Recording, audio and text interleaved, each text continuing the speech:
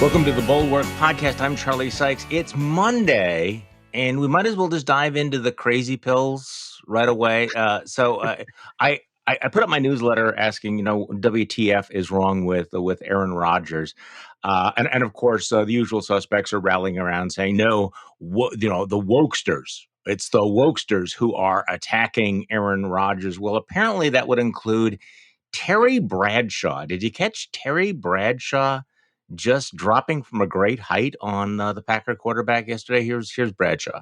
I'd give Aaron Rodgers some advice. It would have been nice if he'd have just come to the Naval Academy and learned how to be honest. Yeah. They're at the Naval Academy. Learn not to lie, because that's what you did, Aaron. You lied to everyone. I understand, immunized. What you were doing was taking stuff that would keep you from getting COVID-19. You got COVID-19. Ivermectin is a cattle dewormer. Sorry, folks, that's what it is. We are a divided nation politically. We're a divided nation on the COVID-19, whether or not to take the vaccine. And unfortunately, we've got players that pretty much think only about themselves. And I'm extremely disappointed in the actions of Aaron Rodgers. And then, of course, the timeline of the weekend got dumber when we became embroiled in a battle over Big Bird. So to help me sort all this out, former Congressman Dave Jolly. Good morning, Dave. How are you? Good. What a 48-hour news cycle, huh, Charlie? I'm tempted to say this is the dumbest possible timeline, but of course it's not the dumbest possible timeline. We'll get dumber timelines. Here's what I would tell you, Charlie. I think Aaron Rodgers is a chump and Big Bird's a patriot. How's that? Let's just lay it out there right now. And this is where we've come, that Aaron Rodgers is now the butt of jokes, for doing his, homeless, crazy, narcissistic crackpot routine. He's now a butt of jokes on Saturday Night Live. Look, I'm a Packer fan, and so this is really hard for me. I mean, they were 7-1. They were on track for the playoffs. He was on track for an MVP season. And what does he do? He opens his mouth, and we find out that, what a selfish, boor, deeply immersed in every bizarre conspiracy theory. And every moment that he talked, it got worse. Yeah. And then, of course, Senator Ron Johnson puts out a statement going, hey, good for Aaron Rodgers standing up for freedom or some other bullshit. And yeah, but Charlie, that's not what he did. And look, kudos to Terry Bradshaw for going to the heart of the issue, which is Aaron Rodgers lied. He lied to Packer Nation. He lied to the sports community. He lied to the youth and young adults who follow him and idolize him. He lied. He's a liar, and that's why I say he's a chump. Look, I'm very much pro-vaccine. Our whole family is great. I don't truly understand the anti-vaxxers, but let's just put everybody on a level playing field for a moment. The opportunity for anybody in leadership, including in sports, is to say, look, if you're Aaron Rodgers, I've decided not to take the vaccine for the following reasons. I respect that other people see it differently. And because I've chosen to, I'm now abiding by the NFL protocols for the unvaxxed. He did none of that. He lied about everything. He covered everything up. He did not abide by the NFL protocols for the unvaxxed, including mask wearing. He lied to his fellow teammates. He lied to the league. And then when he got caught, he did what seems to be the typical Republican thing these days, which is to turn around and claim victim. And how dare you call me to account for having lied to you? This was not about fully his opinion on anti-vaxxers, though we can certainly have that discussion as well. This was about an untruthful star in one of the most powerful sports leagues on the planet, and that's why I think he's a chump. At some point, is he going to come back and say, I'm sorry, I suffered some severe head trauma. It wasn't just my celebrity crackpot narcissism. I don't know. I mean, I'm trying to figure out, was he always nuts? I mean, I remember he was a smart, talented guy. We thought he was. So what happened? Did he get into this weird bubble of craziness? I think so. Look, my wife and I were talking about it. We know people who have taken a similar journey in today's political culture. And look, some of it is following disinformation. Others is the cultural clash that we're engaged in as a nation, right? And Aaron Rodgers has gone down that road. And, it's a shame, I think, for somebody with such star power. But the next question, maybe you were the one who asked this, is I think the only remaining question for Aaron Rodgers is from which state does he run for U.S. Senate? Because he'd I probably didn't win. say that. I think we got that lane filled in Wisconsin already. So okay, so then we moved to Big Bird. Big Bird puts out a tweet yesterday. The Sesame Street character, for those of you who I don't know, says, "I got the COVID-19 vaccine today!" Exclamation point. My wing is feeling a little sore, but it'll give my body an extra protective boost that keeps me and others healthy.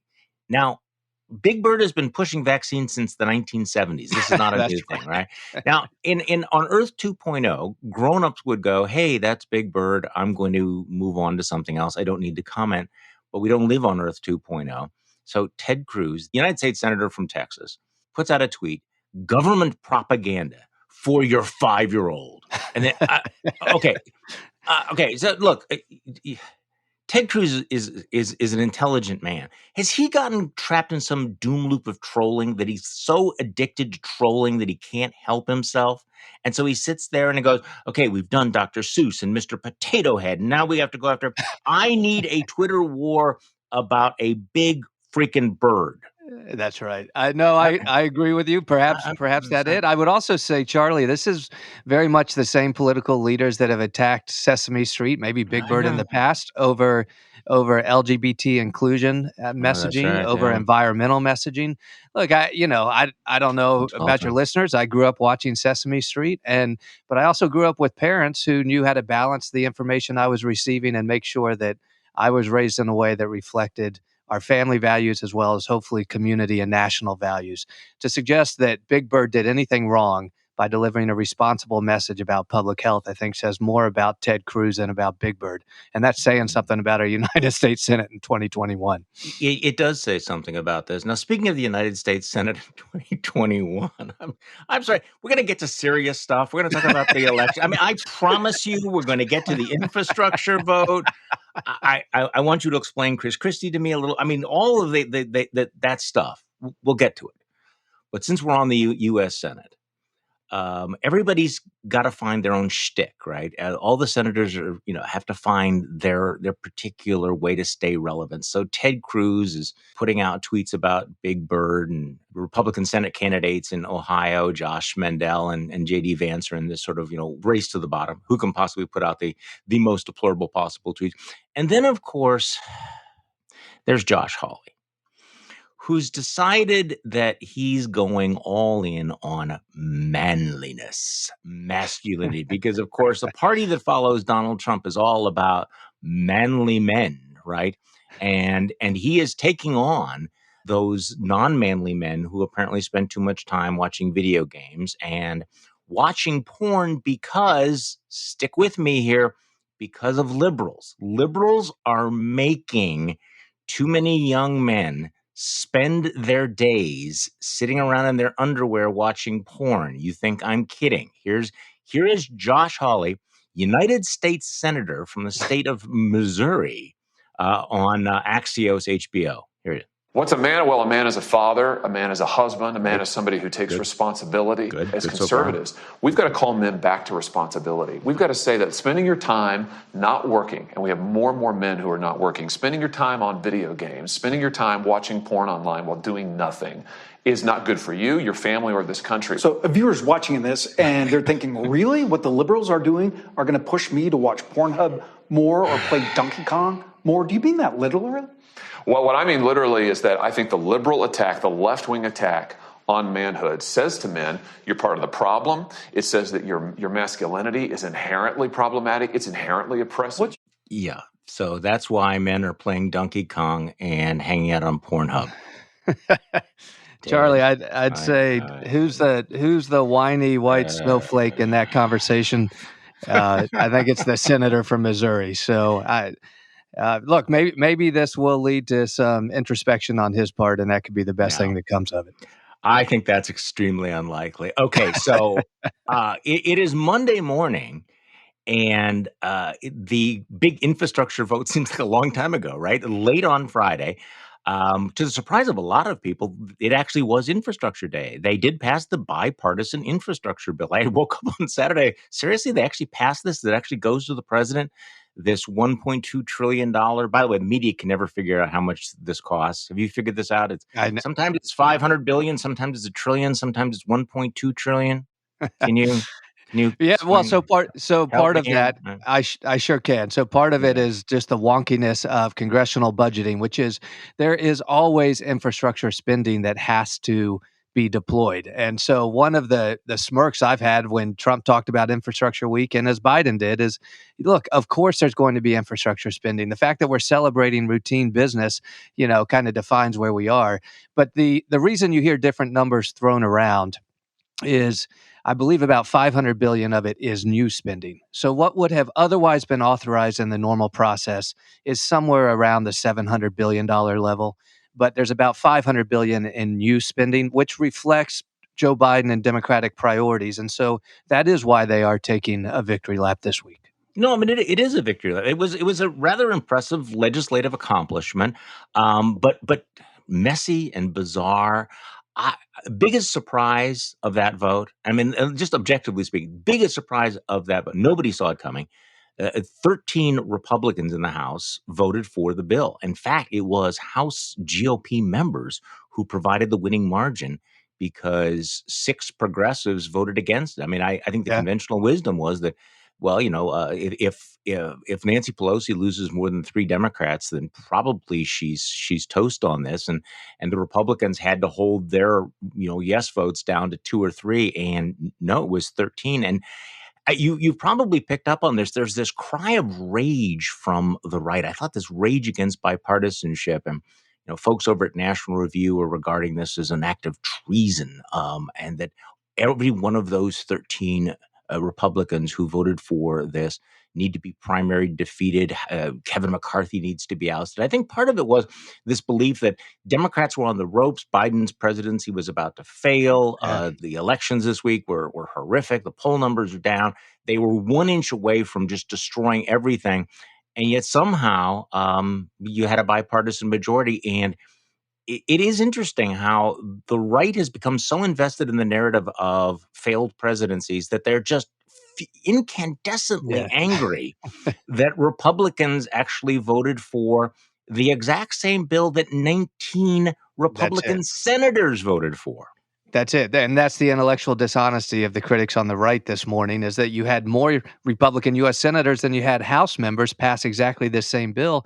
And Charlie, I would tell you, had the House bill, the hard infrastructure bill, actually been deficit neutral, I was expecting 30 to 40 Republicans to join. But in fact, this does add about $250 billion of debt and unpaid for priorities. Otherwise, I think you would have gotten people possibly like the Liz Cheneys and others who said, look, we do fund infrastructure, but because it was not deficit neutral, there were a lot of Republicans who were able to say, I'm going to vote no on this. The fact that we had a bipartisan win, it's amazing where we are as a country politically. We should all be celebrating this. Instead, the left is saying, no, it really wasn't about those 13 Republicans. And the right is saying, our 13 Republicans are communists and so are all the Democrats. Look, we funded planes, trains, and automobiles with a significant work project that's going to invest in long-term infrastructure in the country. It's a good day to be an American. America's moving forward because of what the House and Senate were able to do. I think one of the lessons learned that Democrats need to realize, and actually I guess two, one on the messaging front, you've got to go all in on declaring this victory and owning it for several weeks. And the reason why is because of lesson 2, which is you still don't have the votes to pass Build Back Better. Right. And you are not going to get a single Republican vote for that. So that means not losing 3 votes in the House, but also bringing Manchin and Sinema along in the Senate. Maybe they can pull this off, but the votes are not there today for Build Back Better. No, and it was very interesting. I thought that the members of the squad, actually there were 6 of them, decided they were going to vote against this as a protest because they don't think they're going to get the bigger reconciliation package through. But what I think they wanted to send a message, and what they sent is the message was that their votes weren't needed, that they represent a very small minority of the Democratic Party, and they were prepared to vote against one of the president's key initiatives just basically because they were mad. I mean, I'm watching all the spin on all of this and trying to justify it. The rage among progressives. And by the way, could I just mention that progressives had a horrible week last week. The elections were ghastly for them, and maybe we'll get to that in just a moment. Now, see, on this infrastructure bill, I don't know that I would have supported it necessarily. I mean, there's some stuff in there that I think is kind of not infrastructure. Well, no, but it yes. I mean, I was Right. going to say, yeah. I mean, there's some stuff that I think is probably not really infrastructure, a little bit of waste, but that's the case of all compromise. This is the thing about That's right. compromises. We want, as a country, to be functional. We want to build stuff. We have been building roads and airports and bridges, and upgrading the electric grid. These are important things to do. These are not socialist in any way, any more socialist than the interstate highway system Right. was socialist. But it is interesting how angry folks were about this particular vote. But you're absolutely right. They have to market this. The Democrats right now are in a world of hurt, and I think this is part of the anger among the Republicans because I'm watching some of the commentary from normally sort of reasonable, right wing outlets like National Review. There's no difference between what they're saying and say Marjorie Taylor Greene, which is there's right. this rage for destruction that because Republicans did not stand firm and cause the failure of this presidency, somehow they have, this is a terrible thing.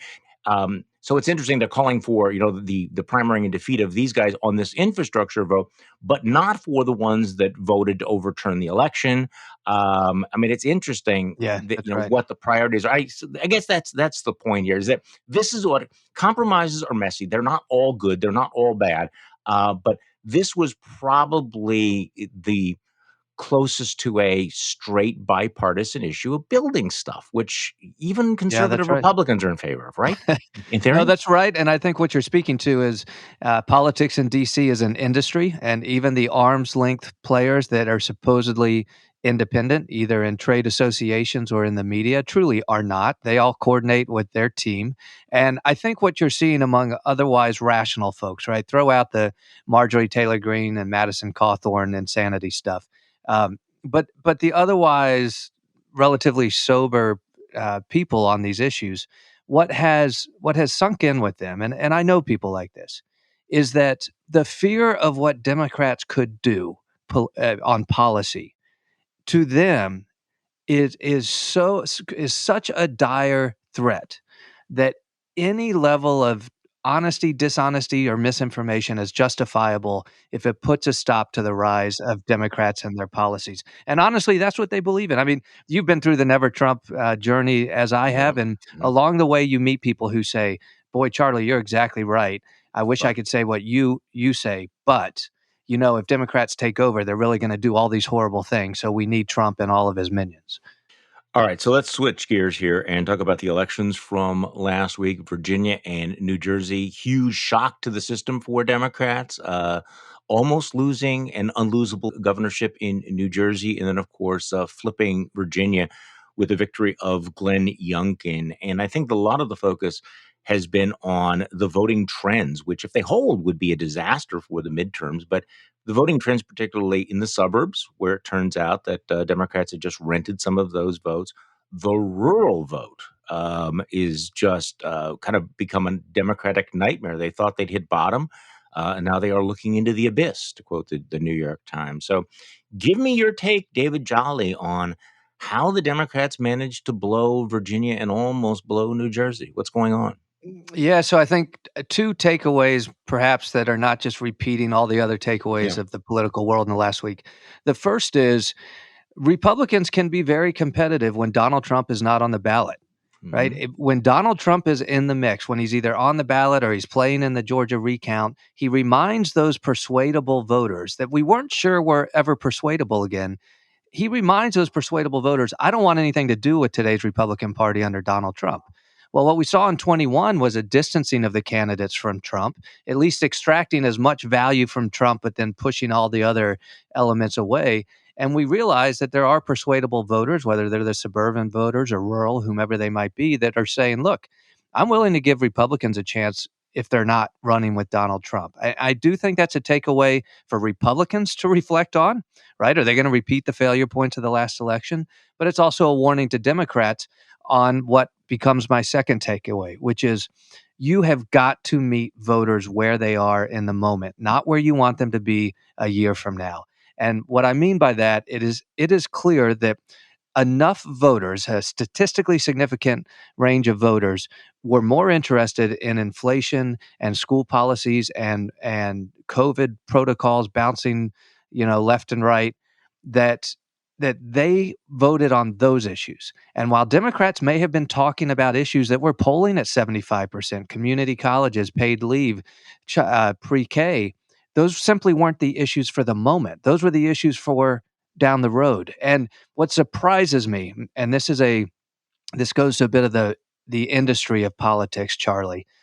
Democrats had the same polling visibility that Republicans did. Democrats knew this, and they just chose not to chase those issues. They chose to convince voters to look forward. But they know. So one of the things when you poll, it's not just a horse race poll. You actually ask probably the most important field of questions when you go into the field to poll is, what's the most important issue to you today? And the example I give is when I ran for Congress in Pinellas County, Florida. It has the highest density of boaters, I believe, at least at one point it did, of any congressional district. Fisheries is a real part of our economy, of tourism. And so I made sure that on fisheries issues, which can be very complex, I was at 90-10, fave, unfave, right? I wanted the community to know that their congressman was right on fisheries issues. So I was 90-10. But if you were to poll people and said, what are you voting on? What's most important to you when you vote? Fisheries was number 10. What they were voting on was taxes, the economy, immigration, and the Affordable Care Act. And so if I wasn't talking about taxes, immigration, education, and the Affordable Care Act, I was losing. Democrats saw those numbers going into last Tuesday, that people were worried about inflation and schools and COVID policy, but they didn't address it. And I think that's why they had the fall off from the Biden performance in Virginia and New Jersey of a year ago. I think you're dead on. And also, I'm watching some of the reaction to the result, and there's almost a willful not willingness to address the point you're making. There's been just too much knee-jerk reaction that this is all about white supremacy or white racism. And look, that's a fact. I'm not in denial about that. But I was watching that CNN interview with some of the parents from Virginia, and they weren't talking about critical race theory. They were talking about how frustrated they were with the schools being closed. They were talking about how frustrated they were that that Terry McAuliffe was in the embrace of the teachers union bosses who they thought had not been responsive to the needs of their children. And I think that's a dangerous thing. When voters think you're not listening to them, you're not paying attention to them, and then you demonize them if there's any disagreement. Can I just read you a letter to the editor that I got? I posted it in my newsletter yesterday, and it's from a guy who is a Bulwark reader, but he's very frustrated about the election. And just tell me whether you agree with this, okay? About he's a former Republican who's trying to make common cause here, and he's frustrated. He said the problem with Democrats is they really don't get that the other side has a different perspective. They're out of touch. First, even though critical race theory is not taught in school, the kids are taught about white privilege. The kids are taught that because they are white, they have an advantage. There's an endless drumbeat of people getting canceled or fired for innocuous mistakes. A lot of white people feel threatened by this. They feel vulnerable. Conservative media feeds off this stuff. It leads to distrust of academic institutions. I don't hear Democrats say, quote, America is the land of opportunity where you will rise or fall based on your intelligence, character, and diligence. So, okay, it's true, it's not critical race theory that's being taught, but something's going on there, and there is anxiety that Democrats are feeding rather than addressing.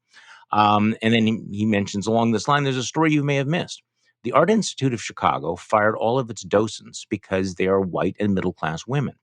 The Art Institute board, which is filled with rich white people, just ruined 100 people's lives, all to appear politically correct. The Art Institute's management is almost entirely white upper-class liberals.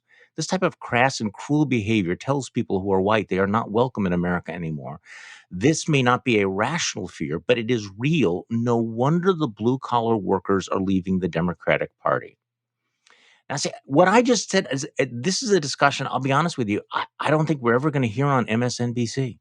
No, you're right. Here's what I would share with you. We are in the throes of a cultural conversation on race. We've had several inflection points in recent years. The George Floyd moment being one that brought to light a lot of the anger, the division, and the injustice, the raw injustice towards people of color. And so I would say this conversation is not easy. We've got outliers who are hurtful to it, not helpful to it. As a nation, I think it leads us towards incremental progress in the right direction towards racial justice. That's the cultural conversation.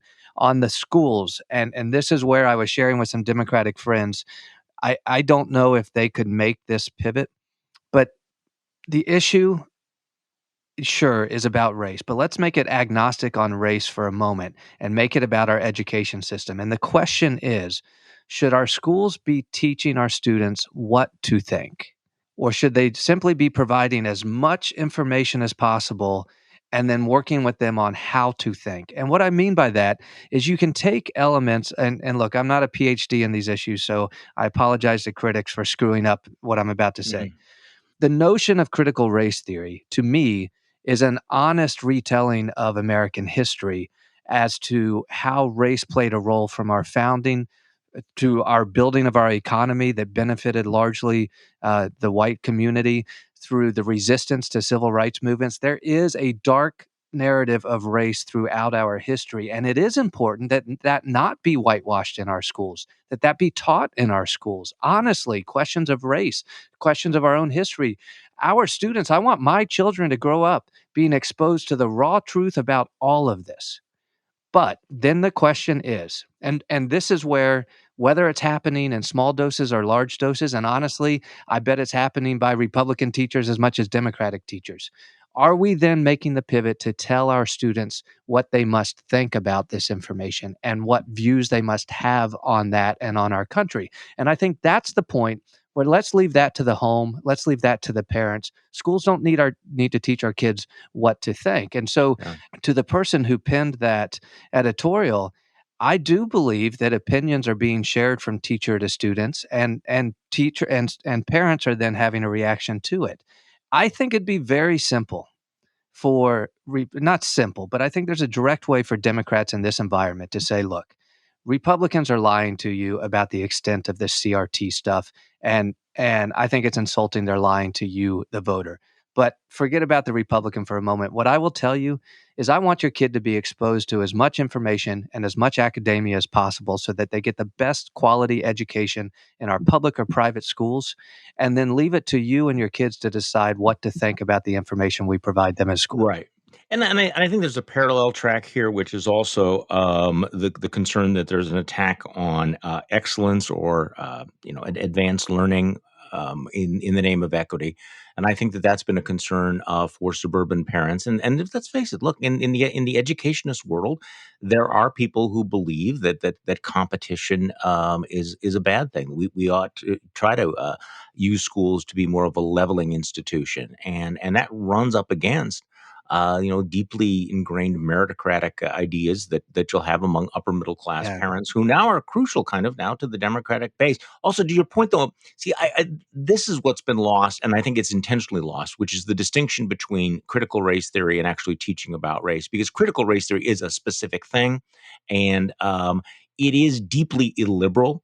By casting everything in racial terms, by some of the really extreme white fragility stuff, I think is almost feels like it's created in a laboratory to annoy and create a backlash. But that's very different from what you're talking about, which is to honestly teach the history. And I think part of this is this demagogic effort by people like Christopher Rufo to say anything that makes you feel uncomfortable is critical race theory. So that if you and I say, one thing we have to do is we need to teach the real history of what happened during Reconstruction. What was Jim Crow? What was the legacy of all of that?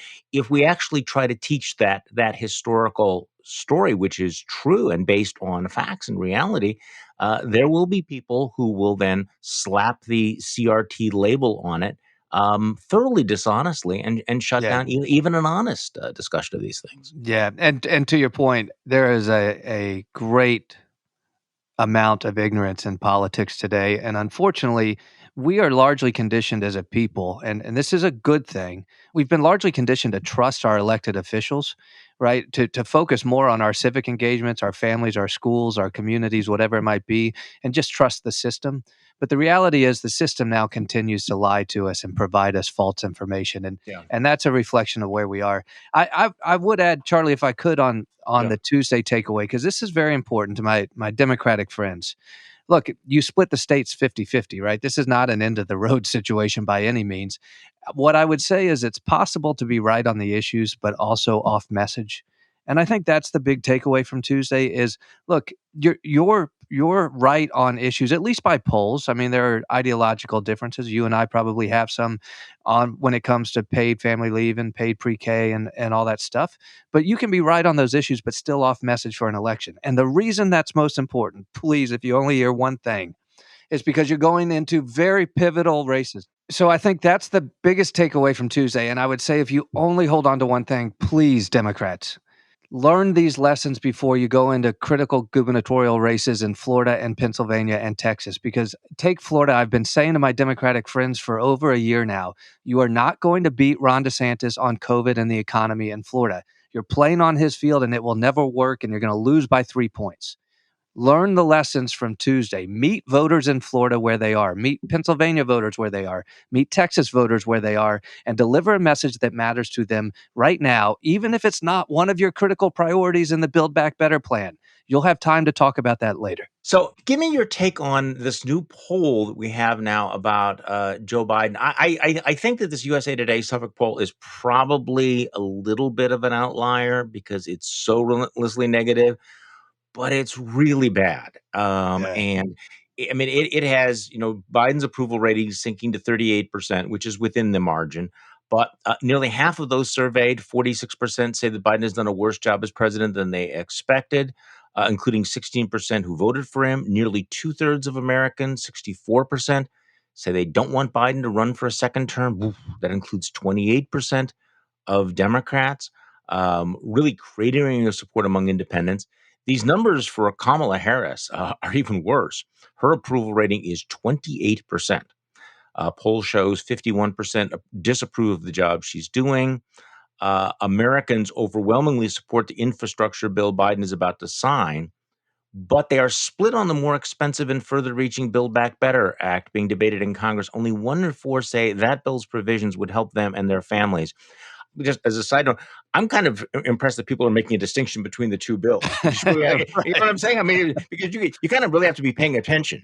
Right. Biff is not the same as BBB, and I see even professional pundits occasionally confuse them. But they like the bill that he's about to sign. But Democrats have been telling themselves that the Build Back Better thing is everybody likes it. It's very, very popular, and that's just not the case. So give me your sense about where Biden is and what his prospects for resilience are. Yeah, Charlie, inflation is up. COVID is still here. There is still a tragedy, human tragedy at the border, and the Taliban is back. And I say that not to just, deliver a blow to President Biden, but that's what we're seeing in the numbers. The honeymoon of, yeah, but he's not Donald Trump. That still lasts for folks like me, perhaps you as well. I will stick with this team as long as there's a fear of Donald Trump coming back. But the reality is it's a mixed bag in Joe Biden's first year. Now he did have the stimulus win, he's got the infrastructure win, but it's hard to point to real significant victories for Joe Biden in the current moment. And I think we're seeing that in the polls. This is very anecdotal, but I kind of had some of the same curiosity perhaps you have about the polls, that could Biden's numbers really be dropping like that? And for me, I kind of discount almost 40% on each side. That's just never, it's baked in. And so when I hear, way to go, Brandon, or whatever the thing is from a Republican, I'm like, okay, Brandon, I'm like, okay, I know the camp you're in. You're going to tell me Biden's always wrong. And when I talk to a diehard Dem, you're going to tell me everything he's doing great. But anecdotally, I am kind of picking up among just those low to medium information people that you talk to at the grocery store or the gas station, you are picking up a little bit of this theme that the support for the president's soft. Look, the good news is if you're going to have low numbers, you want them in the first year because you have a lot of time to recalibrate and turn things around. They've got to turn things around for the 22 election. History is going against them, as is gerrymandering. And then Joe Biden needs, obviously, to up his game some in years 3 and 4. Well, and there are some positive signs. On Friday we got those jobs numbers, which would indicate that by sometime next year, maybe we will have replaced all the jobs that we lost during the pandemic. That seems reasonable. Inflation, of course, is a real concern. But if in fact the economy is still strong, you still have a Dow over 36,000. The unemployment rate continues to drop, and the pandemic increasingly is in the rearview mirror. This will be a different environment a year from now than it is right now. And I think one of the lessons we've learned over the last 5 years is how quickly things change. Well, actually, we've learned two lessons: how quickly we forget events, but how basically nothing ever changes. I mean, I'm sorry to contradict myself, but that in fact our politics does not transform itself. Things don't move, but when during the fall of Afghanistan, I was thinking this was just this cataclysmic event for Biden. I don't know whether it's going to be a factor by next year. No. Although I think it kind of broke the glass on his honeymoon. I mean, it sort of ended that sort of sense that everything was going well, that he was in charge, and I think that damage lingers. It kind of shattered a certain image that he had, at least among his supporters. It shattered the competence image. And I think when it comes to foreign policy, it's a very basic question that voters ask themselves. Do we feel as safe today as we did yesterday?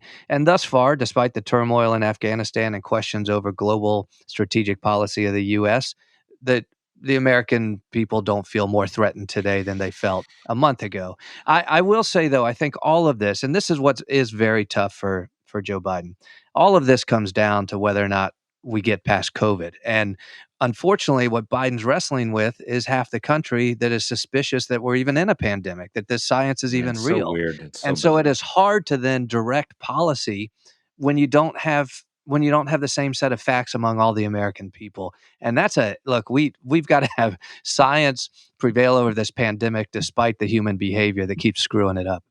Yeah, and just speaking of feeling safe, Democrats should not sleep on the concerns about violent crime in urban areas. That is a very real thing. There's a real anxiety about it. Do not cede that issue to the Republicans. Another takeaway from last week's elections were that wherever defund the police or anything like it, anything adjacent to it was on the ballot, it went down, even in heavily Democratic areas. I mean, and so stop tweeting me about, well, what defund the police really means is blank, blank, blank. If you're explaining, you're losing. And the problem is, and there's no fix to this, both sides do it. But if you take an Abigail Spanberger, for instance, okay, so she doesn't support the defund the police platform or the reallocating of resources. But Republicans get to run against her saying she's a member of the party of defund the police, right? I mean, that happens all the time. I had probably the most moderate voting record of Republicans in the House, but when I ran for Congress, Democrats got to say, yeah, but he's a party of. And then you get to throw in all the Marjorie Taylor Greene and Matt Gaetz craziness and assign it to Jolly. And look, that's one of the Democrats have to do that too. Okay, so can you explain what Christie is doing? It's kind of interesting, and I'm a former Christie fan who was thoroughly disgusted by his Shinebox performance during the Trump years. Well, he's out, urging Donald Trump to move on from the 2020 election, which will not happen. He gave an interview to CNN saying that Trump must tell the truth if he wants to be a positive force in the midterms, which will never happen. He's broken with Trump in the past, saying last December that Trump should accept defeat. So what is he thinking is the path here? I mean, I part of me wants to think, like, screw you, Chris Christie, for your empowering of Trump. On the other hand, are you going to be the voice for Republicans who are going to say, look at New Jersey, look at Virginia, and you need to move? Republicans can win if you move on from Trump. Is he going to be that guy? Maybe. Is there a path there? I mean, to your point, anytime a Republican leader is engaging in truth-telling, let's be supportive of it. Who knows if Chris Christie sees a political future for him or not, but what he said is right, and it goes back to the takeaways we were talking about from Virginia and New Jersey. If you can leave Donald Trump, the person, out of it, and Donald Trump, the crazy misinformation conspiracy theorist about all things elections, Republicans perform better. I mean, recall that what we saw in the 2020 election was a significant statistical undervote from president to down ballot Republicans. And the right twisted that and said, oh, that means people stole votes from Donald Trump to make sure he lost. No, that's not what happened. A lot of Republicans just didn't vote for Donald Trump because they don't like the guy and they think he's a jerk. So if you remove him from the election cycle, Republicans can do very well. And I think that's what Chris Christie was trying to suggest. But it was also interesting, the response, Charlie, was not overwhelmingly supportive of Chris Christie in that moment. Golf clap, yeah. No, and this is the Republican Jewish coalition. Yeah. And apparently they didn't invite Liz Cheney to speak, which tells you something about it. Okay, so this morning we're getting a little tidbit from Jonathan Karl, Jonathan Karl's new book, Jonathan Karl from ABC News. And he's reporting that on his final day as president, on January 20th, Donald Trump was sulking and raging and was telling the chairwoman of the Republican National Committee that he was out. He was leaving the Republican Party. He was going to create his own party, and he didn't care if it would destroy the Republican Party. And apparently, he only backed down when Republicans threatened to take actions that would cost Trump millions of dollars. So, my sort of knee-jerk take there is they should have just let him go. This was one of the many off ramps. And at a certain point. Maybe what they should have said is, hey, thanks for the input, Mr. Former defeated one-term president. Don't let the door hit you on the way out. Thanks for the 4 years, right? Yeah, thanks for the memories. Yeah. You know what Jonathan Karl paints a picture of is interesting. One of the former press secretaries or somebody who left and maybe wrote a book about how terrible all things were, and they just stayed there to save the republic kind of thing. But a common theme was the president's anger and how he became so irrational in these fits of rage. And it's interesting because I don't think that would surprise anybody, but it also should be a lesson of how terrifying another Trump administration could be, that this is somebody that would act incredibly irrationally if he had the levers of power, as we are learning through these books from Jonathan Karl and others regarding the last days of the Trump administration. See, this is the point that I'm going to keep pounding away on, is that if you think the first Trump presidency was bad, you ain't seen nothing That's yet. Right. A second Trump presidency where he now knows what he can do, when he now will be able to surround himself with people who will do what other people, even remember when we thought that Bill Barr was the ultimate sycophant? But Bill Barr reached a point where he said, I'm not going to do this. I'm not going to go that far. Well, he's not going to make this mistake again. He's going to have a Republican attorney general who will be willing to go where others were not. So all of the people who were the guardrails may be gone in 2024. And this will be a presidency. The second Trump 2.0 would be really fixated on revenge and very, very dangerous. So for people who yell at us and say, why are you guys criticizing Joe Biden for this or for that? It's because, look, his failure opens the door to that. That's right. Right now, that's job number one. Democrats have just one job. Don't screw this up. Don't open that door, because he can come right back in. It's not, I don't know about you, but I have a hard time imagining Trump not winning the Republican nomination. And if the Democrats do not have some significant course correction, I could imagine him winning that election, even with everything that you and I know about him. Fully agree with you. And a Democratic friend of mine who nearly won a seat in Congress this last election penned an op-ed that said, please, Democrats, realize the fallout if you don't succeed. Realize what comes next. And it's exactly what you described, Charlie. And you hit on something very important, which is think of the people he will put around him in a cabinet. And in many ways, look, if there were good guys on the scene, they were gone in the first year, right? The attrition and the firings and the leavings, whatever. And then look at the people he put around him were more and more sycophants and less qualified. And then when they were gone, that team in November, December, and January he had around him, crazy people. Mm-hmm. So let's say this guy gets elected. now you were talking about Josh Hawley, put him in charge of the Department of Education on his manliness platform, put Matt Gaetz in charge of DOJ to fix every criminal activity there is that Republicans are otherwise culpable for. I mean, Donald Trump has no interest in governing. It is, as you said, revenge and extracting from the government what will benefit him personally, financially, and his family. Yeah, just move the Claremont Institute right into the White House. That's right. All of those people out there that you're all rolling your eyes at. And I know what some Republicans are thinking in the back of their mind. Well, now, Charlie and David, if he were to appoint a completely unqualified attorney general or somebody like that, there's no way that the Senate would confirm that person. Are you fucking kidding me? Yeah. Really? I mean, have you met Mitch McConnell? Are you watching what's going on? If Mitch McConnell is the majority leader because he got there by the election of people like Herschel Walker, That's right. And he's sitting next to Senator Josh Mandel, you think they're going to say no to a Trumpified presidency? You think that they are going to be the bulwark? I mean, how many times do we have to go through this? That's exactly right. Look, people say, why does Kevin McCarthy put up with Marjorie Taylor Greene? Well, because he needs her vote for speaker. Yeah. And to your point, Mitch McConnell will do whatever he needs to retain a hold on power. That's just the way politics works.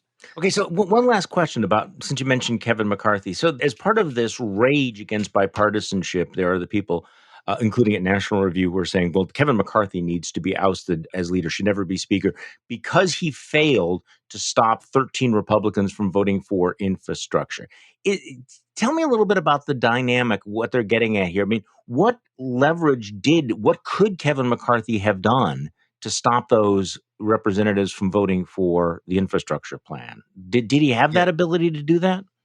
Well, sort of. He did. As a baseline, I would tell you, for listeners, it is important to know Kevin McCarthy is as cold and calculating a political leader as Mitch McConnell is. Mm-hmm. Mitch McConnell's developed this reputation over decades, but I promise you, this is all about numbers for Kevin McCarthy. There is no political morality in play. There is no real introspection of himself or the caucus. This is about how does he get to 218 and get the votes to be speaker, because he failed to the last time he tried. He is a cold, calculating Republican leader of the House. Now, why could he not hold those 13, and what could he have done? He could have removed them from their committees, but the public scrutiny around that would be remarkable.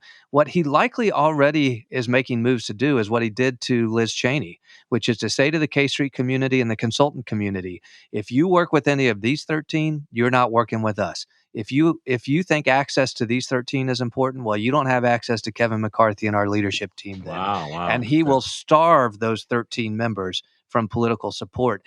I was one of those members. I voted against Kevin McCarthy. I was one of the reasons he didn't become speaker. I also went on 60 Minutes and talked about how corrupt campaign finance is. So when I ran for my last reelection, the NRCC and McCarthy wanted nothing to do with me.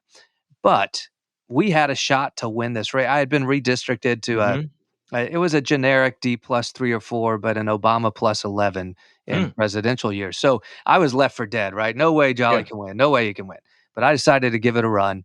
And with about a week to go, we said, if we had another $1 million, we could pull this off. We knew we were within 2 to 3 points.